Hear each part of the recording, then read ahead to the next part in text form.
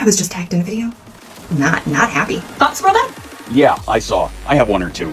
Shall we begin? Attention deficit disorder is neither a disorder nor a deficit. First and foremost, I have to get past the absolutely ludicrous notion that I'm hearing this from a licensed fucking psychologist. This is kind of starting to feel like when you hear that 4 out of 5 dental professionals recommend flossing after you brush. You must be the 5th. But you're absolutely right about one thing. It is not a deficit in attention. It's a deficit in the ability to control the attention.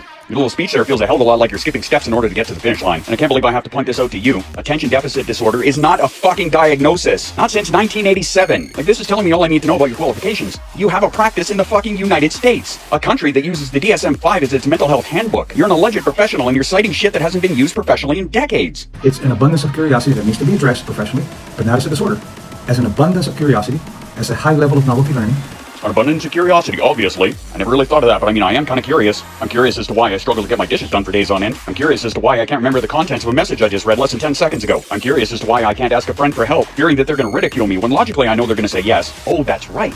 Because those things are executive dysfunction, a shit working memory, and rejection sensitivity dysphoria. Sounds not a goddamn bit like an abundance of curiosity to me. And the problem with the dopamine is not even dopamine. It's the transporters of dopamine. Okay, but that statement is more rooted in theory than fact. Because according to the best science we have, no, I mean like actual science, not your borderline pseudoscience, we don't even really know. Studies from 1999 to 2015 have had a wild variety of results, ranging from the dopamine transporter density clusters being used as a potential screener, to not even being a definite indicator at all, to the amount of gray matter in the brain being more of a contributor than the dopamine itself to the disorder. Yes, a goddamn disorder. But the point is, we don't know. So to have a doctor who doesn't even use proper terminology bust out a bunch of nonsensical bullshit like this, like we're a bunch of fucking deer frolicking in the meadow. I'm just chasing the abundance of curiosity. That's pretty goddamn invalidating to those of us who can't even keep focused on housework long enough to get it done. It can be treated very successfully, understanding that it's not a disorder. That is an abundance of curiosity.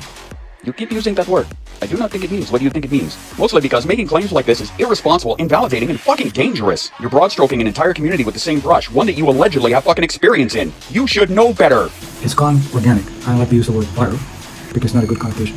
You know, that's funny. I was just going to say the exact same thing about calling a mental disorder an abundance of curiosity and novel learning. Not a very good connotation. But hey, you're the alleged professional. I'm just a guy with a brain that's wired differently who has trouble remembering to piss. I must be abundantly curious to know what wet jeans feel like. But I'm really looking forward to your series. I'm abundantly curious how hard you're going to downplay the struggles of a neurodivergent just so you can get fucking clicks and views. I can't wait. Dad's out.